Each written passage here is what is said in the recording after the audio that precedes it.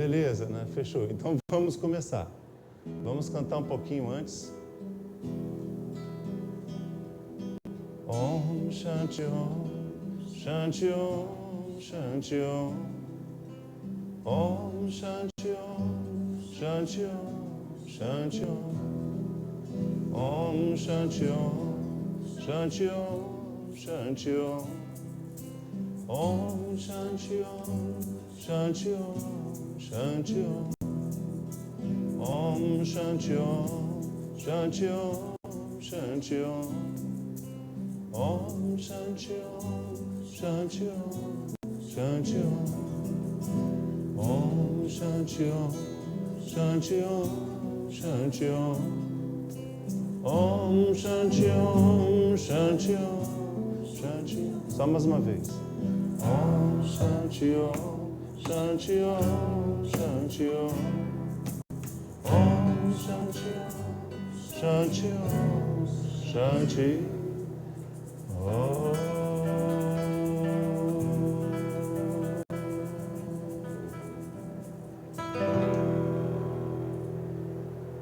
Não é tão bonitinho esse mantra?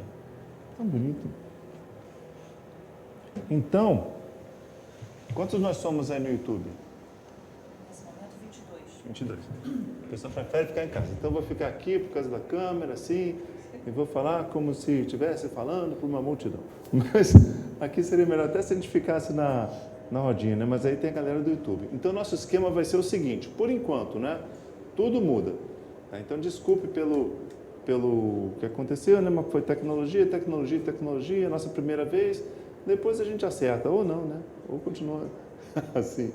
Mas aí a gente vai procurar. A aula sempre vai começar às 7 horas, tá? Vai ser terça-feira às 7 horas da noite, 19 horas. E aí, a matéria vocês vão acompanhar sempre pelo canal do YouTube, que é o Encontro Transcendental. A matéria fica lá, tá? Então vai ser uma terça aqui presencial, e aí vai ser transmitido sempre no nosso canal. E aí, na outra terça, vai ser só no canal, não tem presencial. Por enquanto vai ser assim. Por quê que vai ser assim? Vocês vão falar, podia ser tudo aqui, né? Por quê? Porque ao longo desse tempo, ficou só no canal. No canal é lá em casa, sabe? O estúdio é lá em casa. Então a gente põe a câmera ali, tem um aparato lá, fica legal, né, Dani? Fica um estúdio, né, com luz e tudo, fica bem legal. E até a Amy, que é a gatinha, fica lá.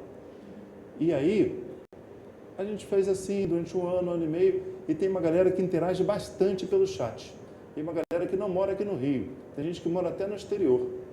E aí, se ficasse só aqui, e essa galera como é que vai ficar, né? Então a gente pensou, eu e a Dani pensamos, né? E vamos fazer o seguinte, uma terça aqui, nessa terça o pessoal pode escrever no chat à vontade, mas eu não vou responder as perguntas do chat.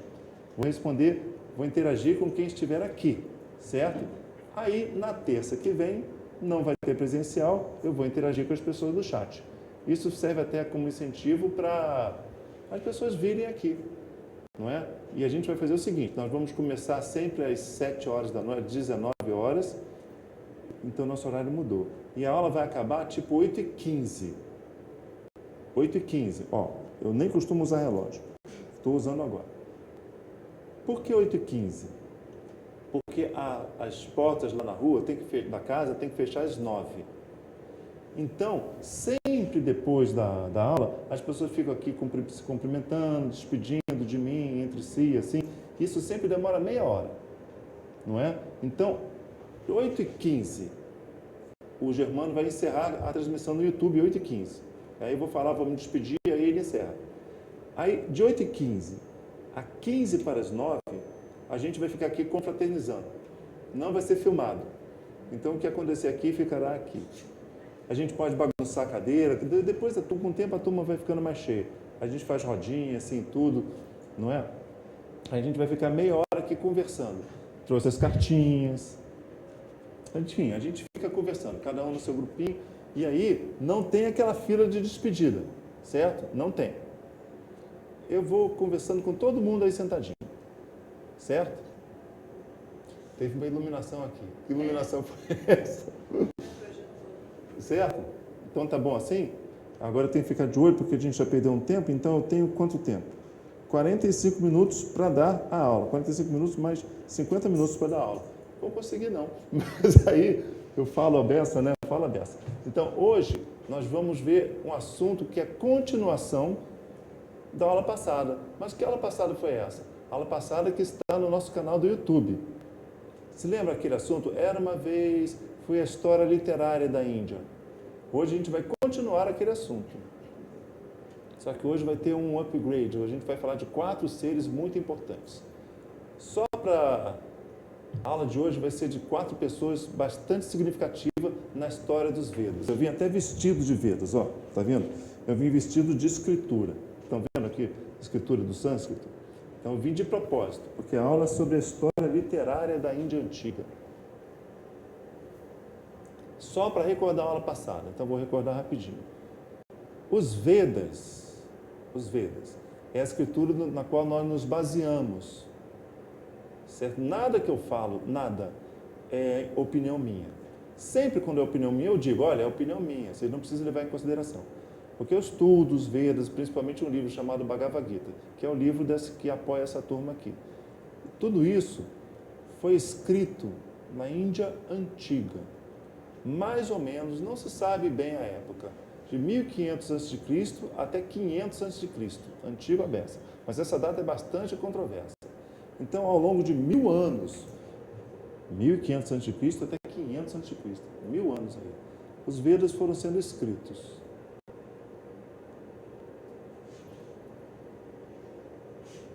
Na aula passada eu falei que existiam 4 Vedas, mas não expliquei direito os 4 Vedas, nem vou explicar, não vou entrar em detalhes. Na verdade, existem 4 Vedas: o Rig Veda, Samaveda, Yajurveda e Atharva Veda. Numa aula direitinho dos Vedas, eu teria que explicar o que é cada um desses Vedas. Mas eu não vou explicar hoje não. Eu vou dizer que isso foi uma literatura recebida. Não foi uma literatura, foi um conhecimento recebido. Shruti. Shruti, em sânscrito, é ouvir. Então, até eles chamam os Vedas de Shruti. Por que Shruti? Foi recebido. Recebido de quem? Não se sabe. No capítulo 4 da Bhagavad Gita até diz que tem uma sucessão hierárquica de seres que trouxeram esse conhecimento aqui. Uma linguagem muito simbólica. Mas é bom a gente saber que esse conhecimento veio de muito alto. Não tem um autor, sabe? Não tem direito aos autorais sobre os Vedas.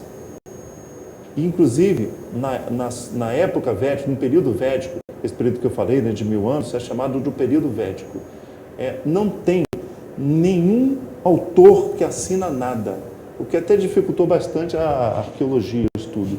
Mas quando vocês veem a força da coisa, entendeu? Vai entrando no espírito da coisa. E, mais uma vez, o objetivo da gente aqui, da nossa reunião, não é bem o conhecimento, é a cura. Olha essa palavra, cura. Por que nós estamos aqui? Nós estamos aqui para sermos curados de alguma coisa. E, para isso, a gente até ganha conhecimento, mas não é o objetivo, não.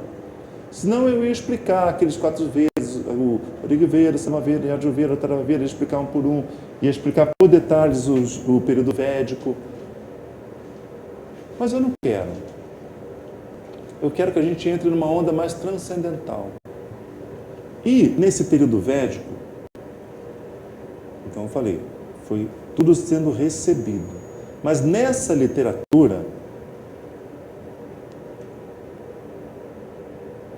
tem um personagem que está escrito ali, tem vários personagens, mas tem um personagem que está escrito como quem, estabeleceu a doutrina dos Vedas. Pode ser um personagem fictício ou pode realmente ter existido, que é Krishna. Krishna, num diálogo que ele teve com uma pessoa lá, que é Arjuna, ele relatou o espírito principal dos Vedas, o objetivo dos Vedas. O objetivo dos Vedas é Vedanta. Veda são os Vedas, né? Anta é fim. Vedanta é a finalidade dos Vedas. Pode até ser o fim dos Vedas mesmo, a parte final dos Vedas.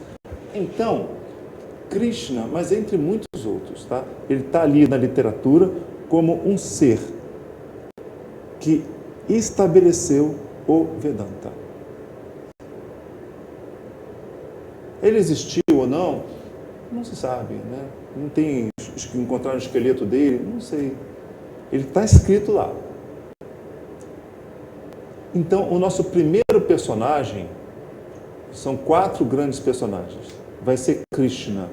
Então, o que eu quero da gente aqui? Cada um desses 4 grandes personagens que eu vou falar hoje, Krishna, o Buda, Shankara e Chaitanya, são personagens com força enorme. Então, o que eu quero? Cada um desses personagens trouxe muita coisa. Mas eu selecionei aqui na minha cabeça algumas coisas para a gente levar para casa, para a gente colocar na nossa onda de cura, tá bom? O que Krishna fez? Estabeleceu os Vedas, o Vedanta. Olha, o Vedanta trouxe um novo meio de raciocinar sobre a gente mesmo, de raciocinar sobre o mundo. Então, o que acontece? A gente tem que absorver esse novo jeito de pensar sobre as coisas. Vedanta é isso que Krishna trouxe. Um novo jeito de olhar para o mundo. Que jeito é esse? Krishna disse, não foi bem Krishna disse, tá? Isso foi recebido ao longo de 1000 anos. Krishna é um dos personagens que simbolicamente estabeleceu o Vedanta. Mas eu vou colocar tudo na figura de Krishna aqui, tá bom? Krishna disse, existe Brahman. Brahman. O que é Brahman? Antes de Krishna, ninguém falava em Brahman. Ele falou, a realidade é Brahman. O que é isso? Não se vê, não se ouve. Brahman. Tenta imaginar. Antes de tudo existir, só para a gente imaginar, antes de tudo existir, tira o mundo, as estrelas, os planetas, tira a gente. Aí vocês vão falar, sobram os espíritos desencarnados. Tira os espíritos desencarnados. Tira tudo que vocês imaginam. Não é? Sobrou o cosmos, não é? Cosmos vazio. Tira o cosmos. Ah, não dá, difícil, como é que vai tirar o cosmos? Ficou vazio, tira ele também. Ah, mas aí tem o tempo. Tira o tempo também, tira tudo. Tudo que você conseguir imaginar, tira. Tira tudo, faz uma brincadeira com a cabeça.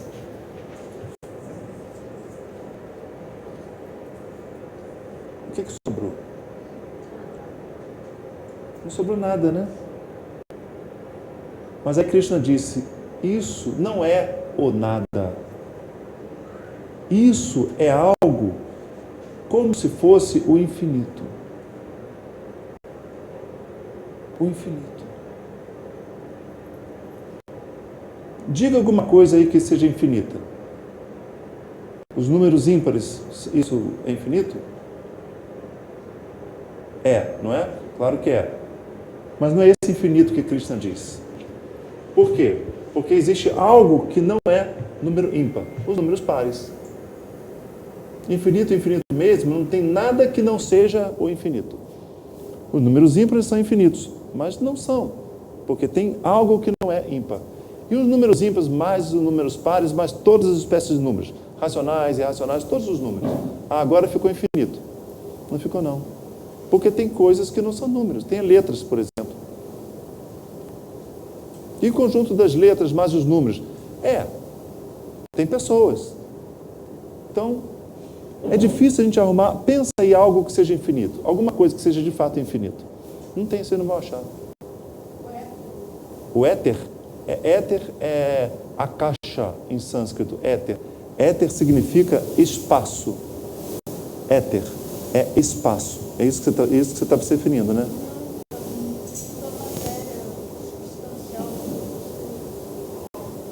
É a matéria original de todas as matérias.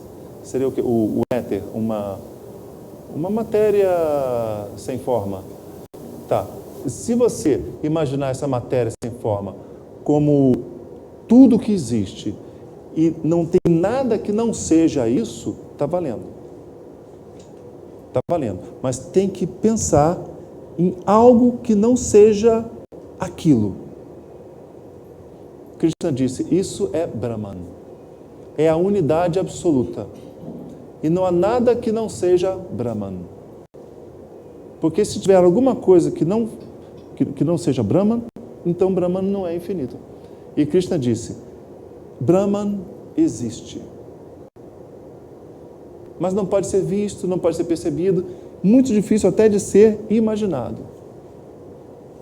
Aí ele falou, tudo é Brahman. Isso é aquilo que é Om Tat Sat. E você tem que raciocinar, mudar a sua cabeça para o raciocínio de Brahman, da unidade. Então, por exemplo, nós aqui na Casa do Padre Pio somos místicos e tudo, religiosos, assim, temos uma filosofia, um desejo espiritual, não é? Então todos nós acreditamos em Deus, certo? Que tipo de Deus você acredita?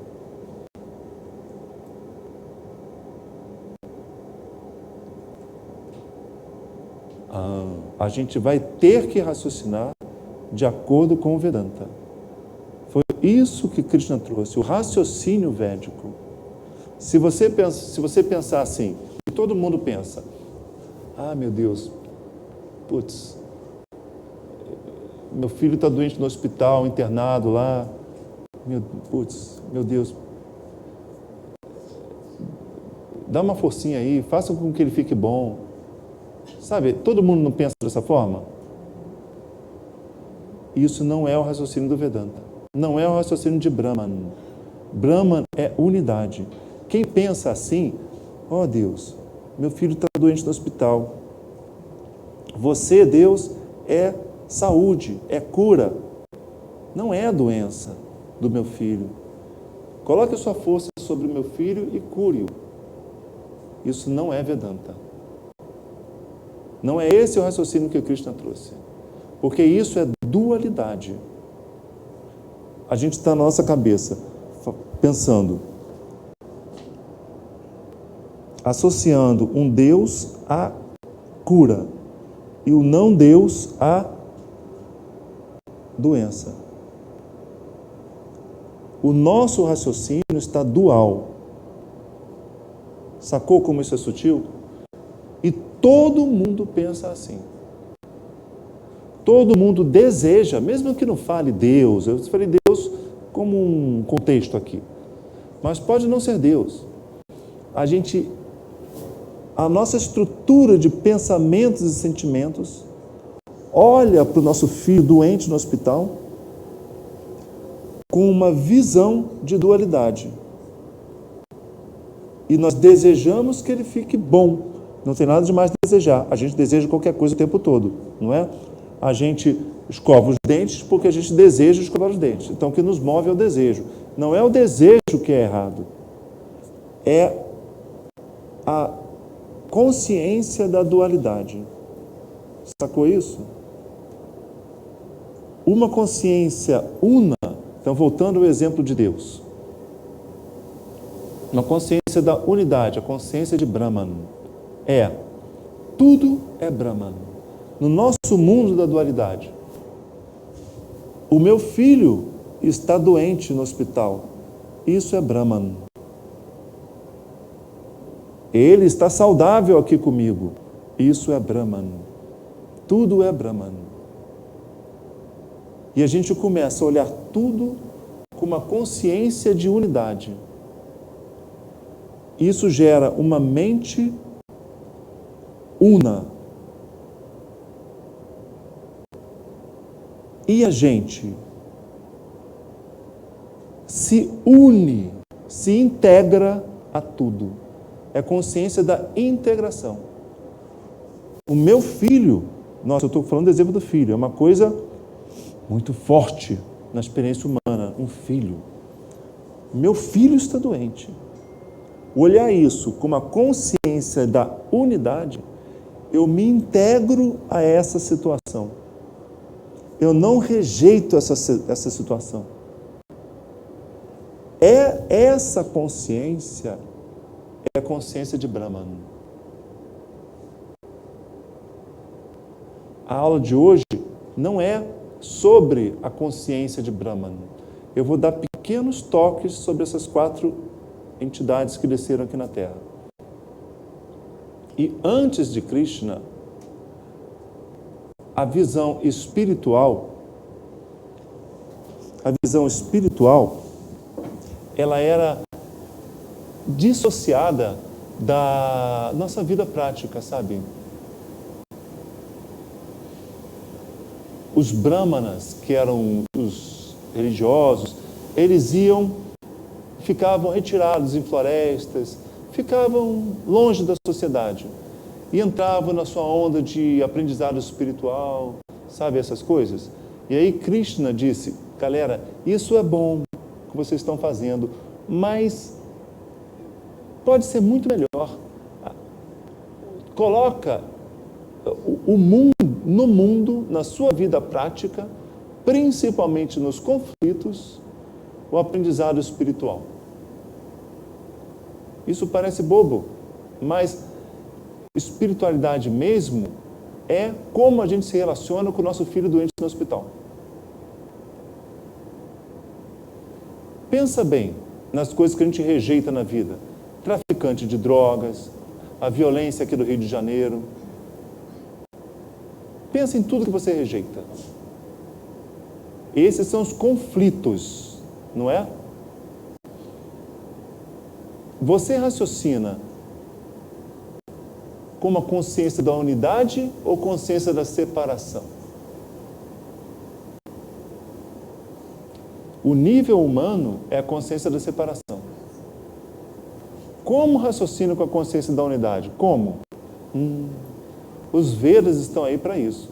São vários, inúmeros ensinamentos que eu não vou dar hoje. Porque alguém vai falar: como é que faz então? E aí, como é que faz, Dani? Agora terça, né? Toda terça às 19 horas. Cada terça é um exercício diferente. Mas o objetivo vai ser sempre esse: a consciência de Brahman.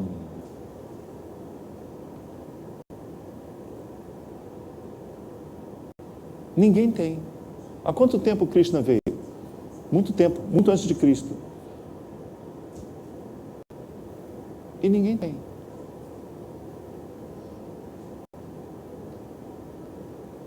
E tem que aplicar esse conhecimento no dia a dia. Vocês já perceberam que quando a gente aplica sobre os nossos conflitos, sobre a coisa que a gente rejeita, quando a gente aplica a consciência da unidade nos nossos conflitos, essa consciência da unidade, da integração, nos gera paz. A consciência da separação nos gera ansiedade, desejo, angústia, né? Ansiedade para resolver a situação. É doença. A consciência da unidade traz cura. Cura mesmo. De um poder assim absurdo.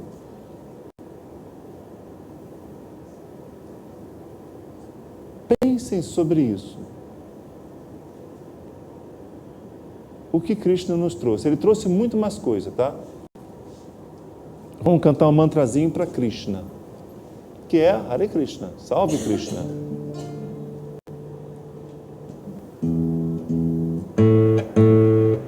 Aqui a gente pode interagir à vontade, hein, com nossa turminha, para botar ciúme no pessoal do YouTube, para ver se eles se animam para vir para cá. E o pessoal do YouTube pode interagir hoje? Não. O pessoal entrou de novo aqui na nossa. Entrou. Vamos cantar o Hare Krishna então? Hare Krishna, Hare Krishna, Krishna Krishna, Hare Hare, Hare Rama, Hare Rama, Rama Rama, Hare Hare. É só isso. Hare Krishna, Krishna Krishna, Hare Hare, Hare Rama, Rama Rama, Hare Hare. É um canto de louvor. Só para a gente se lembrar dele e do que ele trouxe. E aí, toda vez que a gente quiser desenvolver a consciência da unidade, pode cantar um mantra, esse ou outro qualquer. Mas como hoje a aula dos 4 grandes, né? Vamos cantar o nome dele. Esse é o símbolo dele, tá? Hare Krishna, Hare Krishna, Krishna Krishna, Hare Hare, Hare Rama, Hare Rama, Rama Rama, Hare Hare Krishna, Hare Krishna, Krishna Krishna, Hare Hare, Hare Rama, Hare Rama, Rama Rama, Hare Hare, Hare Krishna, Hare Krishna, Krishna Krishna, Hare Hare, Hare Rama, Hare Rama, Rama Rama, Hare Hare, Hare Krishna, Hare Krishna, Krishna Krishna, Hare Hare, Hare Rama, Hare Rama, Rama Rama, Hare Hare, Hare Krishna, Hare Krishna, Krishna Krishna, Hare Hare, Hare Rama, Hare Rama, Rama Rama, Hare Hare. Conseguiria ver o seu filho no hospital cantando esse mantra? Né? Mas tem que cantar. O que você vai cantar? Marcha fúnebre? Hare Krishna, Hare Krishna, Krishna Krishna, Hare Hare, Hare Rama, Hare Rama, Rama Rama, Hare Hare, Hare Krishna, Hare Krishna, Krishna Krishna, Hare Hare, Hare Rama, Hare Rama, Rama Rama, Hare Hare. Não é bacana esse mantra? Hare Krishna, Krishna Krishna, Hare Hare, Hare Rama, Rama Rama, Hare Hare.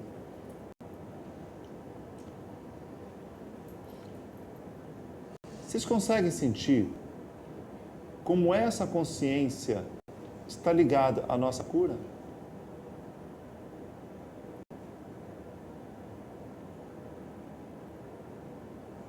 Conseguem colocar isso na consciência de Jesus? Jesus, diante do todo o mal que tinha, na sociedade muito ruim que vivia, ele tinha uma consciência de integração com tudo. E aí ele não sofria.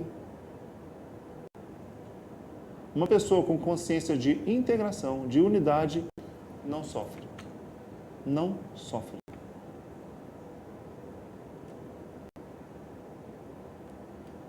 E quando a gente estiver ansioso,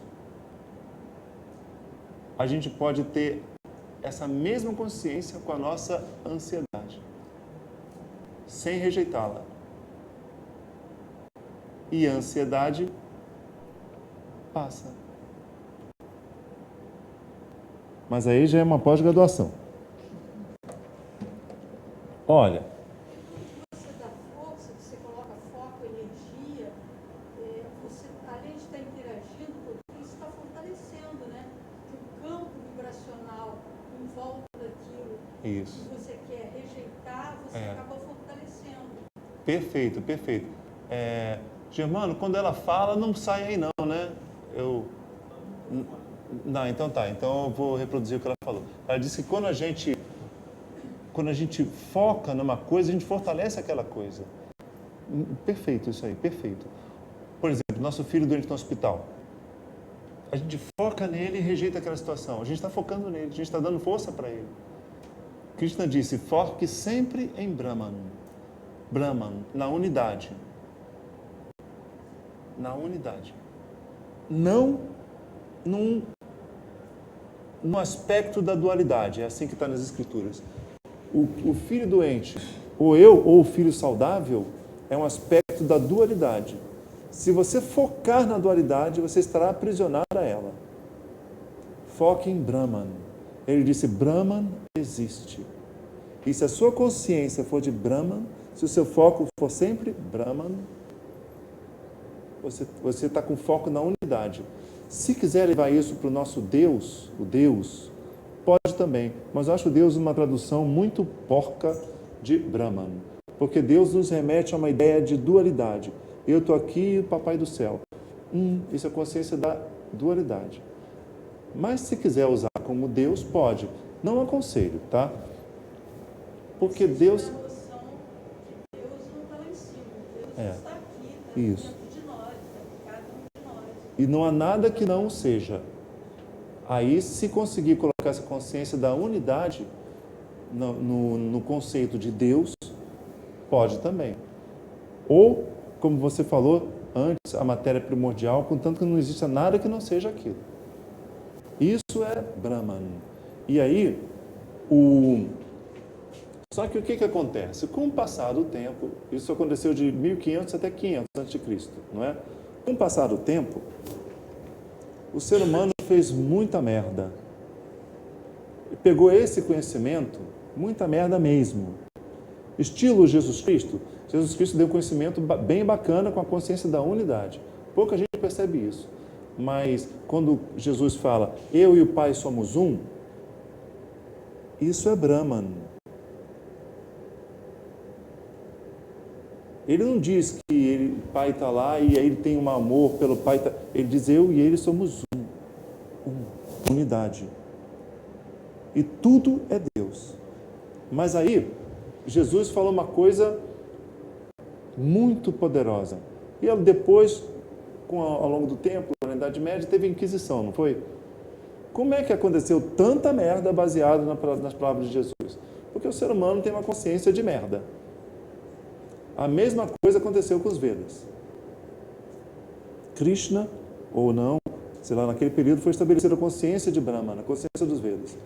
Mas aí o pessoal fez tanta merda, que aí eles pegaram aquilo, privilegiaram a classe mais elevada, escreveram textos baseados em Brahman, que criavam distinções sociais, sabe, para privilegiar os governantes, sabe essas merdas todas? A gente sabe bastante a história aqui do Ocidente, mas lá a gente não sabe.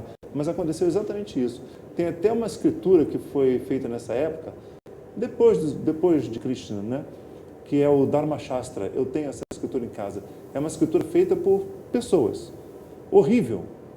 Que subjuga a classe mais baixa, até permite os superiores cortarem a mão de pessoas se as pessoas tocarem os superiores. Assim, está escrito isso.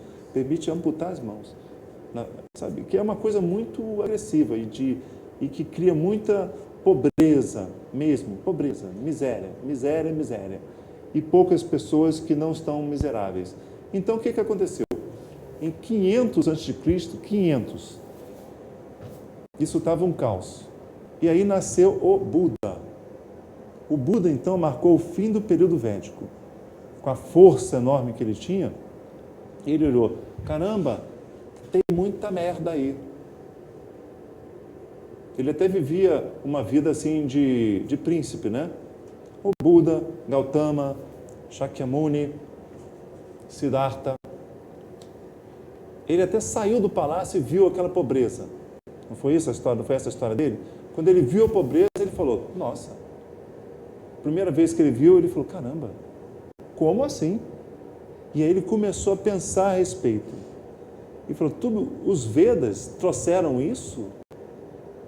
Não pode. Ele falou, vou acabar com os Vedas. Porque os Vedas não podem trazer isso. E ele arrumou um jeito de acabar com os Vedas sem acabar com os Vedas. Buda é considerado na doutrina como uma escola ortodoxa, heterodoxa. Ele nega os Vedas, nega as Escrituras. Mas ele não nega o foco da Escritura. Ele acreditava naquilo. Acreditava no que Krishna falou. Mas ele falou, tem muita merda. Eu vou tirar tudo, porque toda essa Escritura é baseada em Brahman. Só que as pessoas, os governantes criaram Brahman que privilegia apenas os governantes, né? E aí Buda falou, olha, tudo isso está errado. Apenas uma coisa resta. Você. Resta o eu. O objetivo do Vedanta, lá de Krishna, é o eu. Vedanta é o estudo do eu. Quando você se relaciona com um filho doente no hospital, na verdade você está se relacionando com você. O seu jeito de pensar. Quando você encara o mundo, você está criando um eu, você. Você está se construindo. Perceberam isso? Então, para que o mundo existe? Para você. Para você se construir. Pensa nisso, viu? O mundo não existe para você consertar o mundo. Existe para você se construir utilizando o mundo. O foco é você. Então, o Vedanta lá de Krishna diz, o foco é você. Vedanta é o estudo do eu. Buda tirou tudo, menos isso. Ele disse, nada existe, mas o eu existe. E criou uma filosofia baseada no eu. Então, o que a gente pode tirar de bom de Buda? Muitas coisas, mas eu vou dizer. Fala, Vicky. A gente pode dizer que o eu é finito ou infinito? O eu, voltando lá para o Vedanta e agora Buda também, né? Buda, eu falei que a Vicky perguntou, a gente pode dizer se o eu é finito ou infinito, não é isso? Tem que repetir a pergunta. Então, já puxando para o lado do Buda, que Buda só manteve o eu, não é isso? Tá.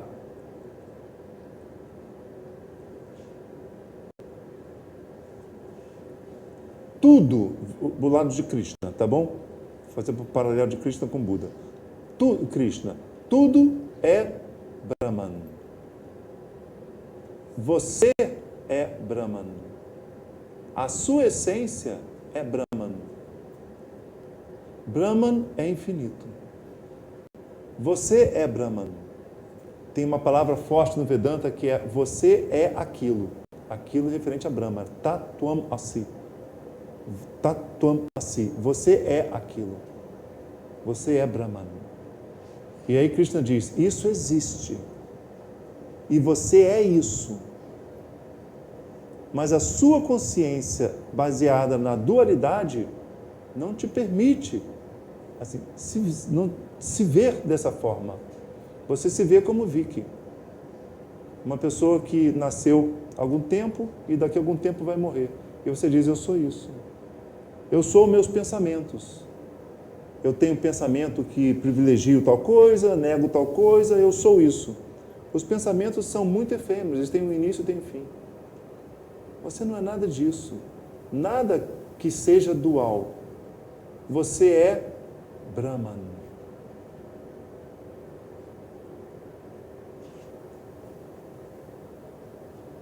Difícil ver isso. Isso é um estado de consciência. Como você vai ver isso? Você vai expandindo a sua consciência com os acontecimentos do dia a dia, você vai treinando colocar consciência da unidade nele. Em todos os seus acontecimentos, principalmente os conflitos. A sua consciência vai expandindo. Então, olha só, o mundo existe para você. Você vai lá, coloca a sua consciência da unidade, lembra do exemplo do filho do hospital, do traficante, tudo. A sua consciência expande. Você consegue, por consequência, se ver mais como Brahman. Não tem outra forma. Você vai aplicando no dia a dia e a sua consciência se amplia e, por consequência, você milagrosamente sente você como um ser de unidade. Até um dia você dizer, eu sou Brahman. Mas cada vez mais, isso é um exercício de expansão da consciência. Não adianta apenas o conhecimento disso. Você tem que colocar em prática no dia a dia. O mundo existe para você. O negócio de racismo é uma coisa boa, não é? É um conhecimento que integra as pessoas, dizendo que todos são iguais independente da cor. Não é isso? Não é uma coisa boa? Depende. Depende. Depende de quê? Qual é o seu olhar sobre o racista, sobre o homem racista? Você o condena. Se você o condena, é consciência da dualidade. Você apoia aqueles que são os antirracistas. Porque você é uma pessoa boa. Você tem um coração bom. Eu estou falando de você, Vicky. Você tem um coração bom. Então você vai apoiar aqueles que pensam como você, que condenam o racista. Mas quando você vê alguém fazendo uma atitude racista, esse é o conflito. Não aqueles que pensam como você. Aquilo não é o conflito. Também pode treinar naquilo. Mas o seu dever de casa é treinar naquilo que é para você o conflito. Então, para que existe aquele homem racista que diz que negro é inferior? Ele existe para você. Você não existe para fazer com que ele não seja racista. Ele existe para você. É o Buda, o eu. E Jesus não existiu para transformar o Império Romano num império maravilhoso e lindo. O Império Romano é como ele é. E ele disse simplesmente: dê a César o que é de César. Ele disse: tudo é temporário. Roma cairá. Mas o que eu estou falando, a verdade, será eterna. O racista cairá. Os não racistas também. Tudo cairá, porque tudo é dual. E aí você, Vicky, vai olhar para o mundo com a consciência da unidade. Para o racista.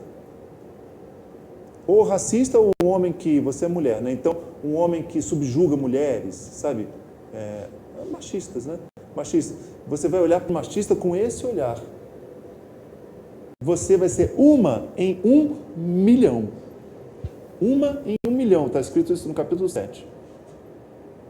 Porque é difícil colocar a consciência da unidade nisso. Mas você vai colocar. E quando você colocar, você não vai conseguir. Mas aí depois você vai tentar de novo. E vai tentar de novo. Enquanto você precisar tentar, existirá sempre um racista para te incomodar. Ou um machista. Enquanto você estiver nessa vibração. O dia que você estiver curada, não haverá mais nada. Você percebeu que isso é cura de você mesma? E aí, cada vez que você for ter um exercício com um machista, pensando dessa forma, a sua consciência se expande, a sua paz cresce e o seu poder fica enorme. O seu poder cresce.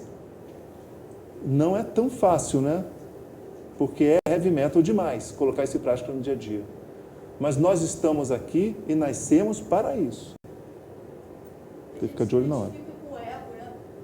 Com ego completo. O ego, nesse caso, seria: eu sou a Vicky. Eu acredito nos meus pensamentos, os pensamentos da Vicky.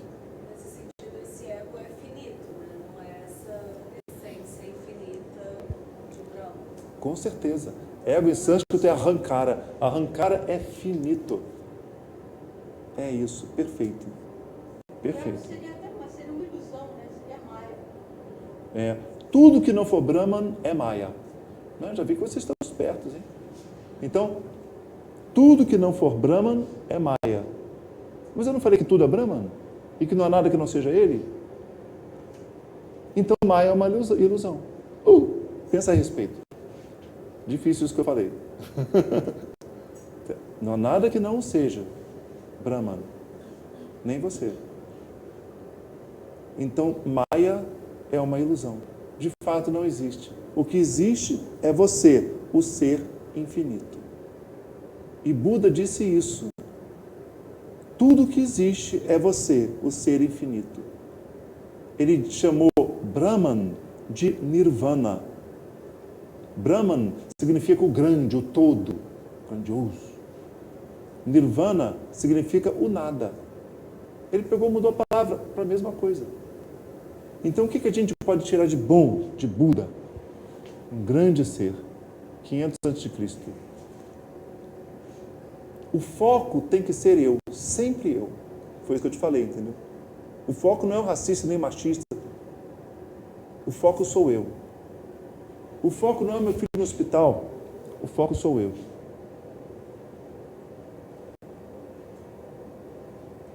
Buda, o foco sou eu. E outra coisa que a gente pode tirar de bom de Buda é: caraca, o homem faz muita merda. Não foi isso que aconteceu lá no Buda? Não se apegue às merdas humanas. Tem muita filosofia de merda aí. É só entrar no Instagram e ver. Tem muitas verdades ali. São filosofias de merda. E as pessoas, eu sei que ficar tendo pessoas todos os dias. E como tem filosofia de merda? Né? Ontem mesmo estava tendo uma pessoa que falou, não, Marcelo, a raiva é boa, a raiva é uma coisa boa para dar poder de iniciativa na gente. Eu falei, caraca, onde você ouviu uma merda dessa, cara? Que a raiva é legal para a gente ter poder de iniciativa, porque para você fazer muita merda, né? Quem falou isso? Jesus, Buda, Krishna? As pessoas inventam coisas e daqui a pouco vira uma inquisição. Sacou? Então isso é legal de Buda. Fique de olho nos homens e não dê muito crédito. Dê crédito ao que foi ouvido. Shruti. Isso vai te dar força. Fora isso, vai te gerar ódio e vai virar inquisição. Uma coisa, então, sacou Buda? Buda, foco no eu. Foco no eu. E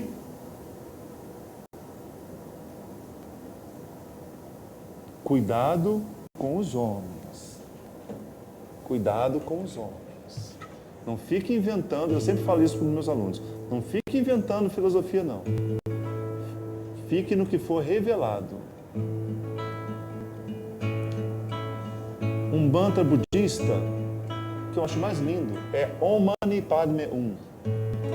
Significa aquilo que é o mais sagrado. Literalmente é o centro da flor de lótus, como se fosse o miolinho da flor de lótus. O miolinho. Om Mani Padme é flor de lótus. Mani é joia. Mani Padme é o centro da flor, a joia do lótus. O centrinho dela. Quer dizer, o sagrado do sagrado. Que está em nós. Om Mani Padme. Om Mani Padme. Om Mani Padme. Om Mani Padme.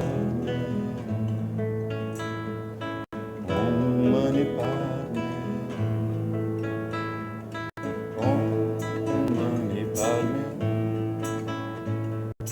Om Mani Padme. Om Mani Padme. Om Mani Padme. Mais uma vez, né? Om Mani Padme. Om Mani Padme. Om Mani Padme. Om Mani Padme. Om Mani Padme. Om Mani Padme.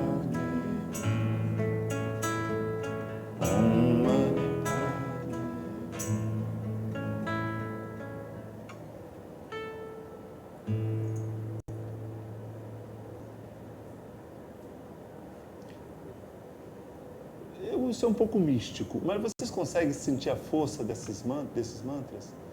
Esses mantras estão todos escritos no Samaveda. É um dos Vedas que...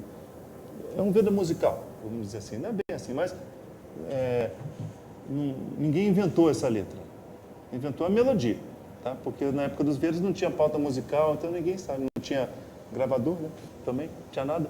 Então a melodia se perdeu com o tempo, se é que tinha uma melodia, mas a letra é essa. Então a gente pode usar esses artifícios dos mantras toda vez que a gente sentir dificuldade de se estabelecer em uma certa energia. Então quando quiser um foco no eu, pegando o melhor de você mesmo, Om Mani Padme Hum, Om Mani Padme Hum, Om Mani Padme Hum, certo? Aí, como Buda meio que destruiu os Vedas, ele é considerado o avatar antivédico, o destruidor dos Vedas. Buda, o destruidor dos Vedas. Você viu que não destruiu os Vedas nada. Ele firmou os Vedas, mas de uma outra forma. Mas como ele meio que deixou o conhecimento de lado, muito tempo depois, esse tempo é controverso. Tudo na data lá é controverso, porque não tem muito carimbo, assinatura, registro, não tem nada disso. É outra vibe. O pessoal meio que está cagando para isso mesmo. Então a data fica meio controversa, sabe, os documentos históricos. Mas acham que 800 depois de Cristo, muito tempo, hein? Buda foi 500 antes de Cristo. 800 depois de Cristo, tempo pra caramba, né? Nasceu um ser chamado Chaitanya. Chaitanya.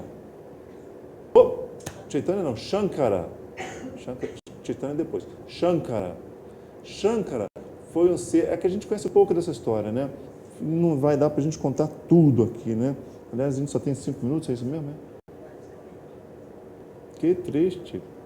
Aí, É que a gente começou atrasado, né? O que eu faço? Shankara é o seguinte: ele restabeleceu todo o conhecimento que Buda destruiu. Shankara foi alguém de um poder incrível. Tipo, com 5 anos de idade, sabe, Mozart já tocava violão com 5 anos de idade? O piano? Shankara é um tipo Mozart que nasceu com um potencial de conhecimento enorme. As pessoas até dizem que ele é a personificação de Shiva, tamanho poder de Shankara. E só de falar o nome dele que a gente conhece pouco, mas é uma coisa demais da conta. Ele nasceu sabendo. Então, ele reestabeleceu o conhecimento dos Vedas. Ele é o ser que trouxe a importância do conhecimento. Eu vou economizar bastante nosso papo, tá? Aliás, posso me alongar um pouquinho, porque como tem pouca gente, não precisa de meia hora para a gente fazer festa, né? Pode ser um pouco menos, né? Aí, Shankara, ele é o senhor do conhecimento, Jnana Yoga. E os discípulos de Shankara, eles privilegiam o conhecimento. Os discípulos exclusivamente de Shankara. E eles dizem, você tem que conhecer, o conhecimento é libertador. Não é bem assim. A gente tem que integrar esses 4 seres que nós vamos falar aqui. Krishna, Buda, Shankara. Mas aí, olha, Shankara disse uma coisa importante. Você tem que ter esse conhecimento. Por exemplo, você tem que saber o que é Brahman. Você não pode ver. Você tem que saber o que é Brahman para você conseguir se relacionar com o mundo. Você tem que ter esse conhecimento. Você tem que saber o que é Karma, Dharma, Atman. Muitas coisas assim, básicas sobre você mesmo. Senão, você não vai ter instrumentos para se expandir sua consciência no mundo. Você tem que ter o conhecimento. E quem não tem? Lamento, algum dia terá. Ah, Marcelo, adianta eu ser uma boa pessoa e só fazer o bem? Não. Não adianta não. Tem que ter o conhecimento. Você tem que saber qual é a sua essência, quem é você. Você tem que saber o que é dualidade, o que é unidade. Você pode fazer a caridade com a consciência da dualidade. É boa, a caridade é bom, mas não vai adiantar nada para você. Igual o seu grupo antirracista. Você está lá, você faz esse movimento antirracista, o que é bom.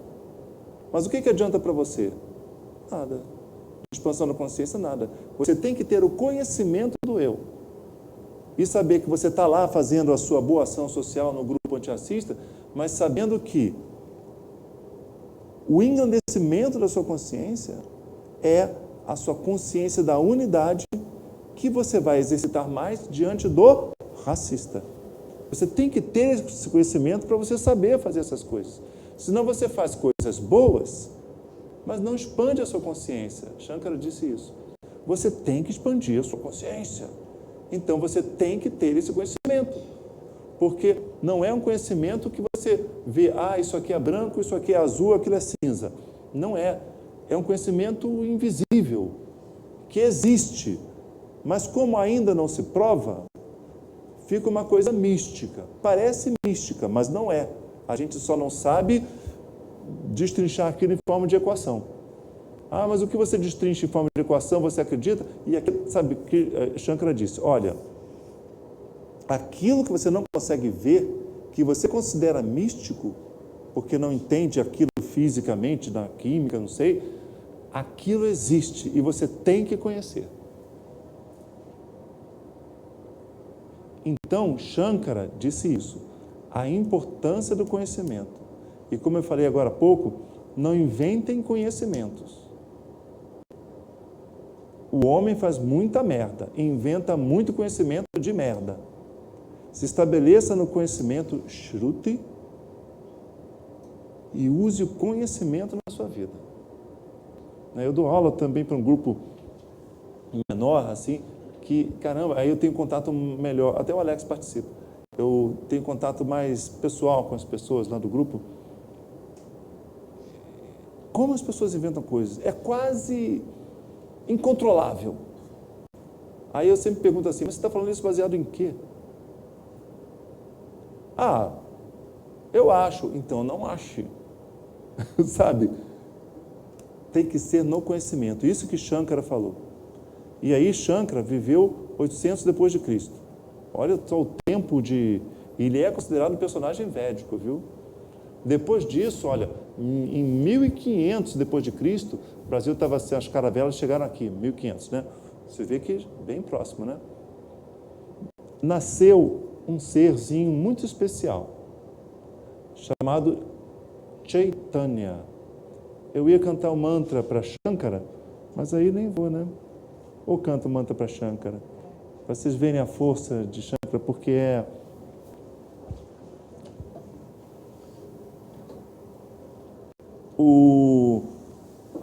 Mas aí botar vai demorar mais tempo, né? O videozinho. Consegue, Germano? Botar aquela projeção aqui daquela primeira letra? Aí a gente fica só com uns 20 minutos para fazer nossa bagunça. É isso aí, ó. Isso aí é o mantra. Como o Shankara ele é considerado a encarnação de Shiva, ó, vamos cantar só. Shiva, tá mais ou menos aqui. Mas dá para, eu vou falar Shivaya Namaha. Tá errado isso aqui, mas tudo bem. Vou cantar Shivaya Namaha, Shivaya Namaha. Basta vocês verem essa frase aqui, ó. Shambho Shankara. Shambho é um dos nomes de Shiva. É Shambho, tá? Shambho Shankara. Namah Shivaya. Girija Shankara Namah Shivaya. Olhem só essas frases aqui, ó. Esquece daqui para cima. Esquece o Om. Shambho Shankara Namah Shivaya. Girija Shankara Namah Shivaya.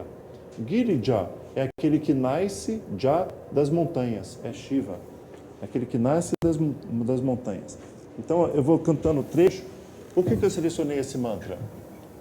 Por causa da força. Vou botar a colinha do mantra aqui, porque esse eu não sei direito não. Ó.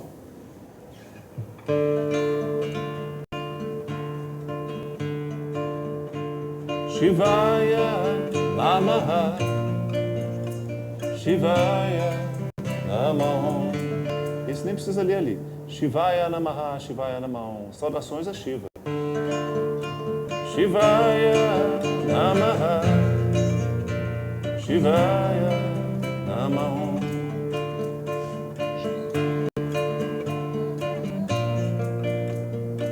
É para vocês cantarem. Shivaya Namaha, Shivaya Namaha, Shivaya Namaha, Shivaya Namaha. Olha aquela frase lá. Shambho Shankara Namah Shivaya, Girija Shankara Namah Shivaya, Shambho Shankara Namah Shivaya.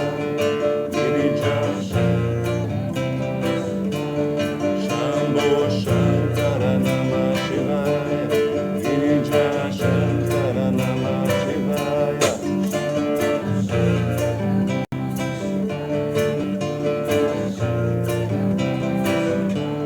Shambho Shankara Namah Shivaya, Girija Shankara Namah Shivaya.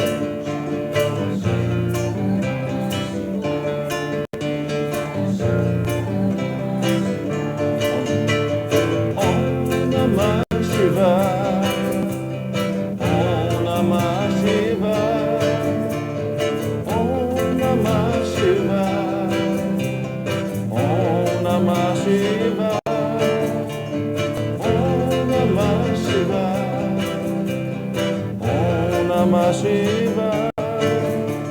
Shambho Shankara Namah Shivaya. Girija Shankara Namah Shivaya. Girija Shankara. Om Namah Shivaya. Om Namah Shivaya.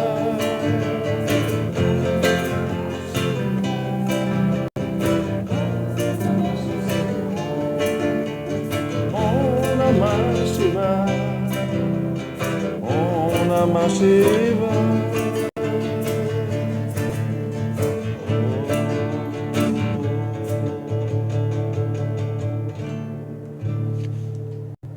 Não é um mantra poderoso?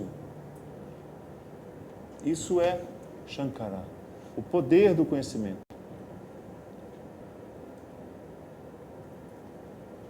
Aí, 1500 depois de Cristo, aí sim, nasceu Chaitanya. Chaitanya. Chaitanya era um homem de muito amor. E aí ele resgatou os Vedas, lá do passado, os Vedas, as escrituras. Mas ele focou no lado amoroso de tudo. Shankara focou no lado intelectual. Falou, você tem que ter esse conhecimento. Chaitanya, muito tempo depois, nem se preocupava muito com o conhecimento. Aliás, o conhecimento é que ele quase não tinha. Mas ele tinha muito amor no coração.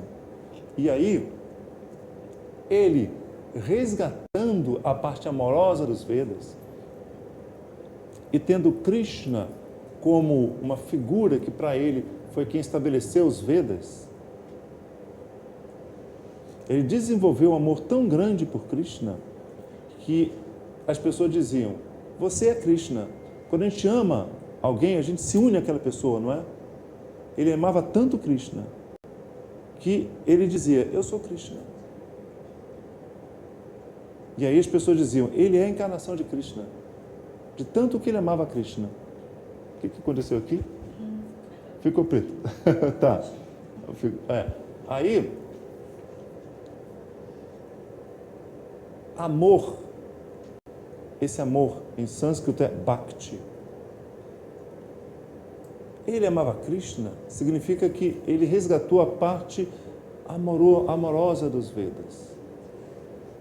Os seguidores de Chaitanya, eles são devotos, são bhaktas. Bhakti é o amor. Bhakta é aquele que tem bhakti.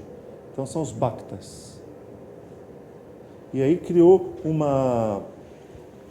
um ramo que é o Bhakti Vedanta. É o Vedanta do amor. E aí os discípulos de Chaitanya só se preocupam com isso. Fica louvando, adorando e amando. O grande lance da gente é fazer a mistura desses 4 grandes seres. Se a gente conseguir isso, a gente está curado. A gente pega de Krishna o raciocínio védico e colocar isso na nossa vida. De Buda, o estabelecimento do eu, o eu infinito. De Shankara, a importância do conhecimento. E de Chaitanya, de nada adianta se isso não for revestido com um sentimento enorme de amor. Amor, no caso, a quem? No caso de Chaitanya, a Krishna. Mas, numa visão mais ampla, a Brahman. Não adianta eu saber o que é Brahman. Eu tenho que amar loucamente isso. Esse é o nosso dever, sabe? Sabe aquilo que eu expliquei de Brahman, que ela falou da matéria fundamental, essas coisas, e eu tentei explicar o infinito, número par, número ímpar? Pois é. A gente tem que pensar a respeito disso com um amor enorme a isso. E aqui a gente diz, amar a Deus acima de todas as coisas. Pode ser, mas é uma visão que pode ser bastante distorcida. Assim, o que Chaitanya disse é, todo esse conhecimento sobre aquilo que é você tem que ser revestido com uma índole muito grande de, nossa, de um êxtase. Sem esse êxtase, nada adianta. Aí você vai ver o seu filho no hospital, vai ver o racista, o machista, ou tudo que você acha ruim, aquele que faz violência, o assaltante, o traficante. Você vai ver tudo isso com um sentimento de êxtase absurdo, que é o sentimento de Jesus Cristo, né? Que estava sempre num estado de êxtase. E de nada adianta os 4 grandes, nada adianta o conhecimento, se você não revestir tudo isso com um êxtase enorme. E isso também é exercício.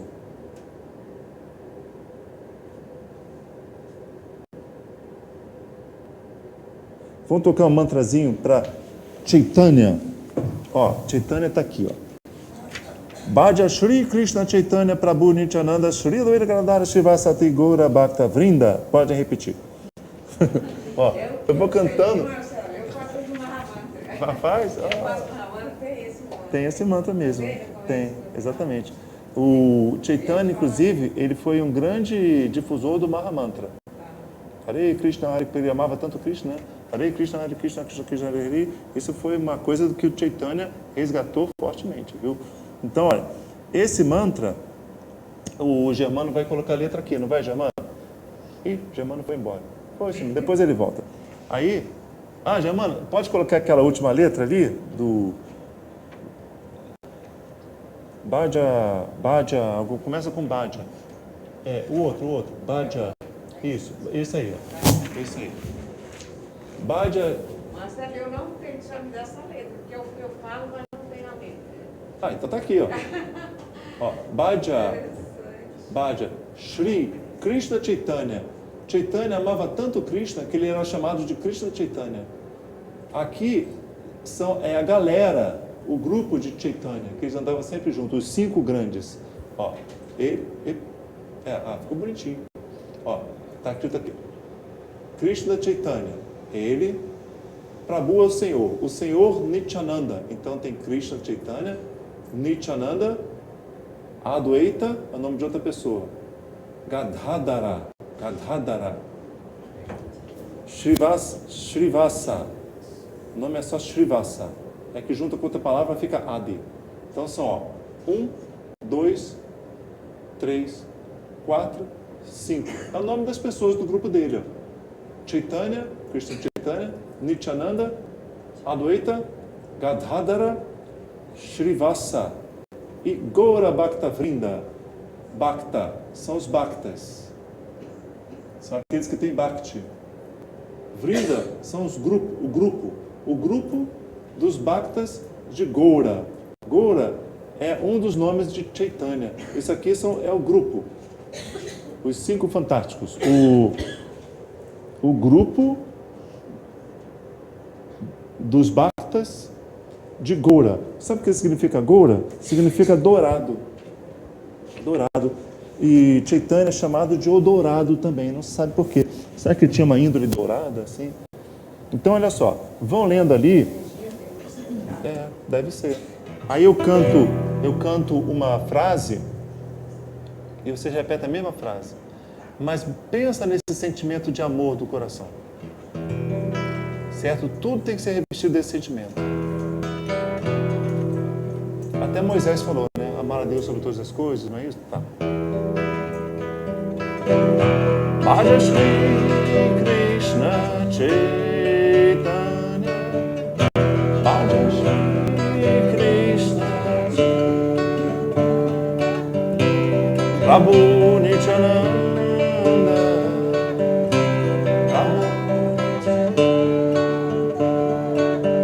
Shri Advaita Gadadhara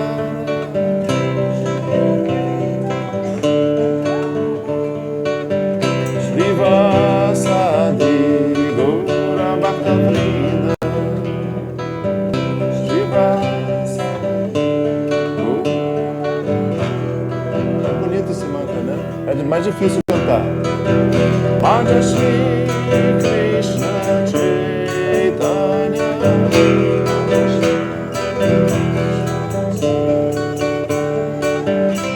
Prabhu Nityananda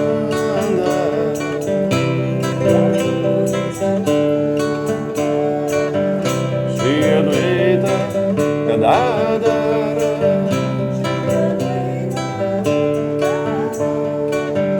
Srivasadi Gaura Bhaktavrinda.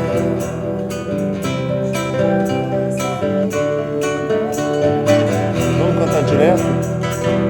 Madhya Shri Krishna Chaitanya Prabhu Nityananda Shri Advaita Gadadara Srivasadi Gaura Bhaktavrinda. Repetir esse mantra é muito bom. Madhya Shri Krishna Chaitanya Prabhu Nityananda Shri Advaita Gadadara Srivasadi Gaura Bhaktavrinda. Última vez. Madhya Shri Krishna Chaitanya Prabhu Nityananda Shri Advaita Gadadara Srivasadi Gaura Bhaktavrinda.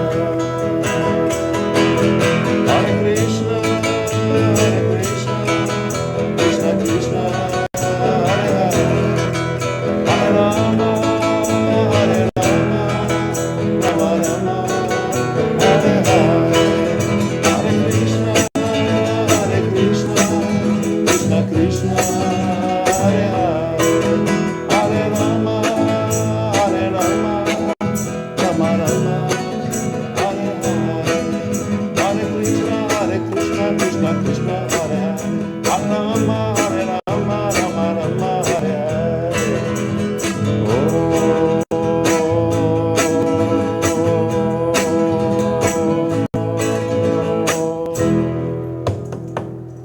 Hare Krishna. Isso não é muito bom?